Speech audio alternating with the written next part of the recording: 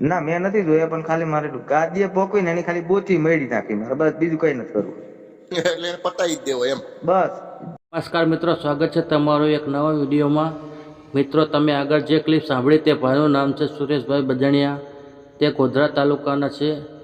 એમનું એવું કહેવું છે મિત્રો કે હું 1-2 વર્ષ સુધી બારે જાત અમને ગાદીએ ગયો, પણ મારે કંઈ ફેર ના પડ્યો અને તેઓ આવવા જવાનો ખર્ચ અને ત્યાંના જે લોકો માણસોએ કહ્યું તેવું મેં દાન 50,000-50,000નું કર્યું, તેમ છતાં મારું કંઈ પણ કામ ન થયું. અને એના કારણે તે ભાઈ બહુ દેવામાં થઈ ગયું એવું પણ કહે છે. અને એના જ કારણે તે ગુસ્સે થઈને આવું બોલી રહ્યા છે અને આવા આક્ષેપ કરી રહ્યો છે.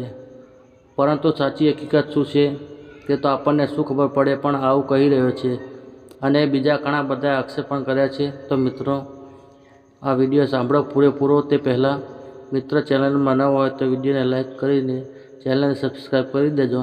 તો મિત્રો, સાંભળો આ પૂરેપૂરો વિડીયો. હાલો હાલો. બોલો. હાલો કમલેશભાઈ. બોલો. પંચમહાલ ગોધરા તાલુકાથી વાત કરું છું સાહેબ. શું નામ છે તમારું? સુરેશભાઈ બજાણિયા. બોલો સુરેશભાઈ. મારું એ કેવું છે, હમ જ્યાં બધા બારે જતા કુખાર મેલડીએ જાય છે, હમ તો કેટલી વાર મારા જે પ્રશ્ન પૂછવામાંથી મને કેટલી વાર અત્યારે હું 3 થી 4 લાખના દેવામાં એમના કારણે ઉતરી ગયો છું કે ત્યાં શ્રદ્ધા રાખવાથી આટલું પૂરું થઈ જાય. તો તમે શ્રદ્ધા રાખીએ, તમારી ભૂલ છે, તમારી મૂર્ખાઈ છે. એ લોકો ક્યાં કોઈને આમંત્રણ પાઠવે છે કે આમંત્રણ આપે છે? તમે જાઓ છો મુંડાવા માટે. જવું જ શું કામ જોઈએ આપણે એવી જગ્યાએ? બોલો બોલો. અત્યારે એ લોકો ત્યાં દર્શન નથી કરવા દેતા, ધક્કા મારીને તો બહાર કાઢે છે. હા હા હા.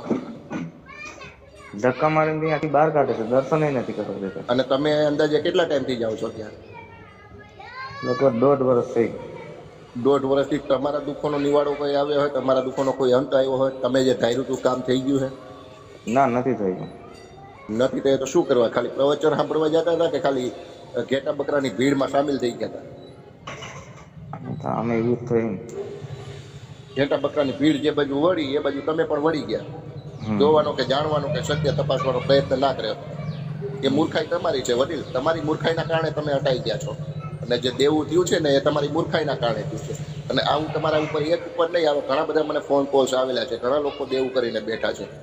હવે એ ભોગવવા કુકર મેળવીનો ભૂવો તો આવવાનો નથી. બારેજાવાળો તો એ વ્યાજ વટાવ કરવાનો નથી. વ્યાજ વટાવના જે તમારા ઉપર કરજ થયું છે એ બારેજાનો ભૂવો તો નથી આપી દેવાનો, નહીં તો તમારે જ આપવાનું છે, તમારે જ ચૂકવણું કરવાનું છે એનું. મેં તો 50,000 રૂપિયા તો સાહેબ વ્યાજ મેં ઓલા દાનમાં આપ્યા. એટલે ખાલી બારેજા જવા માટે દાનમાં આપ્યા હતા એકવાર. ક્યાં? ત્યાં બારે જા કે તમે ખીચડી બનાવીને આમ ખવડાવતા આમ થાય. કોને આપેલા? એ ત્યાંના એમના એમની કોઈ બધા સ્લીપ પરચી કે રસીદ તમને કઈ આપેલું છે? ના, કઈ નથી આપ્યું. કે દાનમાં આપવું હોય તો કોઈને ના આપવાનું એવું કે છે. હવે તમે 50,000 દાનમાં આપો છો તો બીજા લોકોએ કેટલા આપ્યા છે? તમે વિચાર કરો જોઈએ, કલ્પના કરો જોઈએ કે તમે મહા મહેનતે તમારા કર્મનું ફળ મેળવો છો, મહા મહેનતે એટલા રૂપિયા કમાવો છો અને આવા પાખંડીઓને હાથમાં આપી દો છો. અને ત્યાં તમારા 50,000ની જરૂર પણ નથી ભાઈ. ત્યાં જે કાળું નાળું સફેદ કરવા માટે જ્યાં એ લોકો પૈસા આપે છે ને, એ તમારા 50,000 તો 50 રૂપિયાની ગણતરી પણ નથી. તમારા 50,000 50 રૂપિયા જેટલી પણ એની વેલ્યુ નથી. કારણ કે ત્યાં કાળું નાળું સફેદ કરવા માટે હજારો લાખો લોકો ત્યાં આપે છે પૈસા. આ જે પબ્લિકને જમાડે છે ને તે સ્મગલરો હોય, બુટલેગરો હોય, એ અહીંયા પૈસા પહોંચાડે છે ને, એનાથી બધા લોકોને જમાડે છે. એ ભૂવો પોતાના ખર્ચે કોઈને જમાડતો નથી ભાઈ. અને ખરેખર તમારી મૂર્ખાઈ છે. હા. અને છતાં પણ તમારી દુઃખનો કોઈ અંત નથી આવ્યો. હવે તમને કોઈ દેવ દુઃખ હતું કે શું હતું? શું ઘરમાં કોઈ તકલીફ હતી? તકલીફ તો કઈ નહીં, ખાલી એમ દાદા અમે દર્શન કરો તો આ લોકો એવી રીતના ફસાઈ નાખ્યો અંદર. એમ કોણે ફસાવવામાં? પર્સનલી વ્યક્તિગત તમને કોઈએ ફોન કરેલો છે કે કેવી રીતે તમને ફસાયા? આ બધા વિડીયો જોઈ છે. એટલે વિડીયો તો હું પણ હજારો કે કેટલા ટાઈમથી જોઉં છું. હું તો ક્યારેય નથી ફસાયો. મેં એના હજારો વિડીયો જોયા છે. હું તો નથી ફસાયો, છતાં પણ એના વિડીયો જોઈને તો એનો વિરોધ કરવાનું ચાલુ કર્યું છે મેં. મારું એમ જ કેવું, ખાલી એ ભુવાનો ખાલી કોન્ટેક્ટ નંબર થાય મારી અહીંયા ગાદીએ પોકવું ખાલી એકવાર. એના 2 નંબર છે એના દરેક વિડીયોમાં 2 નંબર મેન્શન કરેલા છે, તમે જોયા? ના મેં નથી જોયા, પણ ખાલી મારે ગાદીએ પોકવી ને એની ખાલી બોચી મેળી નાખી મારે, બસ બીજું કઈ નથી કરવું. એટલે એને પતાવી જ દેવો એમ. બસ જેમ તો હાથું કરો ખોટું કરો ગમે તે થવાની છે, પણ એ મારે પૂરું કરવું હવે. ભૂવાની બોચી મરડવા ના જતા. ભૂવો એટલો નિર્દય ને ક્રૂરના પેટનો છે, નાલાયકના પેટનો છે, હરામીના પેટનો છે. એ વ્યક્તિએ એના પરિવારના સભ્યોને પણ કાર નીચે કચડી નાખ્યા હતા. એ તો મેં બધું સાંભળ્યું ને એના ઉપર કેસ થયેલો છે, 307 લાગેલી છે એના ઉપર. બરોબર. હવે અમે અહીંયાથી એમ કે અહીંયા તમે મહિના રોકાજો ને તમને જમવાનું આપશો તો અમે તો આવીએ જ ને ત્યાં. જમવાની લાલચે તમે જતા હતા કે દર્શન કરવાની લાલચે જતા હતા કે પ્રવચન કરવાની લાલચે? પણ અહીંયા અમને બધા દર્શન કરવા જતા હતા?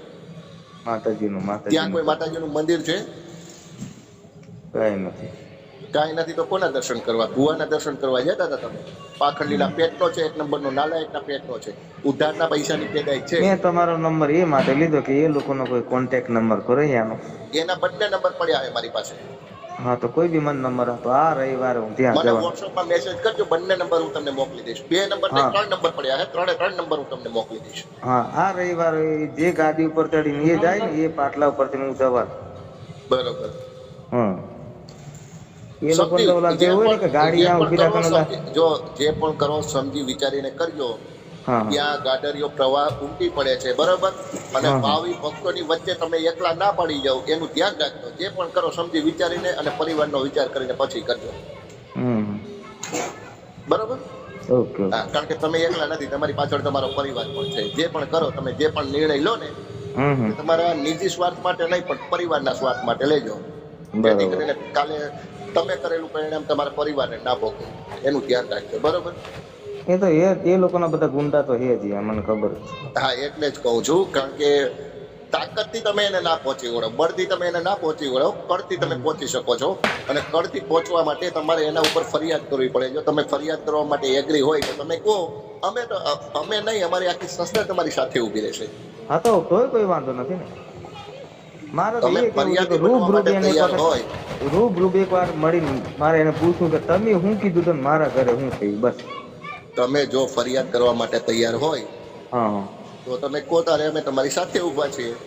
હા તો ફરિયાદ કરવી, બોલો કયા ટાઈમે ક્યાં કરવી? તમે ક્યાં રહ્યો છો? તમે? હું તો પંચમહાલ, અહીંયા ગોધરા. કઈ જગ્યાએ? ગોધરા. તમે રૂબરૂ ક્યારે મળી શકો? તમને મળવું હોય તો અમારે કઈ જગ્યા પર આવવું પડે? મને મળવા માટે જુનાગઢ આવવું પડે અથવા તો અમદાવાદ આવવું પડે. હા તો અમદાવાદ હાલે. હા તો ક્યારે મળી શકો? અમદાવાદ તમે કહો ત્યારે હું આવી જાઉં. 2-4 દિવસમાં હું તમને કોલ બેક આપું છું. આપણે અમદાવાદ મળી લઈએ, વાતચીત કરી લઈએ. આપણા રેશનલ એસોસિએશનના સેક્રેટરી પિયુષભાઈ જાદુગર એડવોકેટ છે, એમની જોડે વાત કરી લઈએ અને આપણે ફરિયાદ દાખલ કરી દઈએ. બરોબર. મારું તો એ જ કેવું છે કે ઓલા ગાડી ત્યાં ઊભી રાખીને પછી પાછું કોમ્પ્રોમાઇઝ ના થવું જોઈએ, સમાધાન ના થવું જોઈએ. ફરિયાદ પર અડીખમ ઊભું રહેવાનું. હા તો ભલે, કોઈ પહેલેથી લઈને છેલ્લા સુધી. બરોબર. છેલ્લા સુધી. હા. પછી 25,000 રૂપિયાની લાલચ આપે, તમારે 50,000 રૂપિયા પાછા આપી દે, તમે જો કે અમારે ફરિયાદ પાછી ખેંચી લેવી, તો એ વસ્તુ યોગ્ય નથી. આ લોકો શું કરે, જે આપણું દાન દક્ષિણા લે છે ને, અહીંયા વિડીયો નથી બનાવતા. એ લોકો આમાં આવી પૂછે કે તમારું કામ થઈ ગયું ના, તે બધું પૂછે ને, અહીંયા ઓલા લોકો વિડીયો નથી બનાવતા. બરોબર. વોટેવર જે હોય તે આપણે તો કાયદાથી લીગલી લડવાનું છે. બરોબર. અને કાયદો ક્યારે કોઈ રાખતો નથી. કાયદો પોતાના બાપની જાગીર. હાલો. હા. એ ઓલો ગાડી મૂકીને ઓલા ટેજ ઉપર અહીંયા હાલે ને, એ ટેજ ઉપર મારે હાલી ત્યાં જાવ એને મળવા એકવાર. કાંઈ વાંધો નહીં, કાયદાકીય રીતે આપણે બધું કરીશું. ખાલી મને એ લોકોને ખાલી નંબર દે. હા એનો નંબર હું તમને મોકલી આપું છું, બધું મોકલી આપું છું. આ નંબર ઉપર તમને હાઈ કરીને મોકલું છું. હા વોટ્સએપમાં મેસેજ તમારા નામ સાથે મેસેજ કરો ને એટલે હું તમને મોકલી દઉં. હા એક તો હું ખાસ સાહેબ ભણ્યો નથી, ગુજરાતી હું ને કડિયા કામ કરું, ડ્રાઈવરિંગ કરું, બસ બીજું કઈ નથી. તો શું કામે ભાઈ ત્યાં જવાની જરૂર હતી? તમે તમારું કમાવ ને ખાવ ને, કોણ તમને ના પાડવાનું છે? અને ક્યારે કોઈ દેવી કે માતાજી કોઈને નડવા આવી હે? માતાજી પાસે એટલો ટાઈમ છે કે તમને નડવા આવે? ના તો મારા જીવન આવું બનાવી ગયા તો કેટલો નહીં બનાવે તો આપણે બધા મદદ કરીને. તમે તો પેલા નથી, એ બધું પેલા પણ નથી ને છેલ્લા પણ નથી. તમારી પેલા તો કેટલાને બનાવી નાખ્યા છે ને હજુ પણ કેટલાને બનાવશે. બરાબર. વોટેવર જે હોય તે કાંઈ વાંધો નહીં. તમે મને વોટ્સઅપ મેસેજ કરો, હું તમને નંબર મોકલી દઉં એનો. Okay okay. મિત્રો આ વિડીયો સાંભળ્યા પછી તમારે આ ભાઈ વિશે શું કહેવું છે તે કોમેન્ટ બોક્સમાં જરૂર જણાવજો. ધન્યવાદ મિત્રો.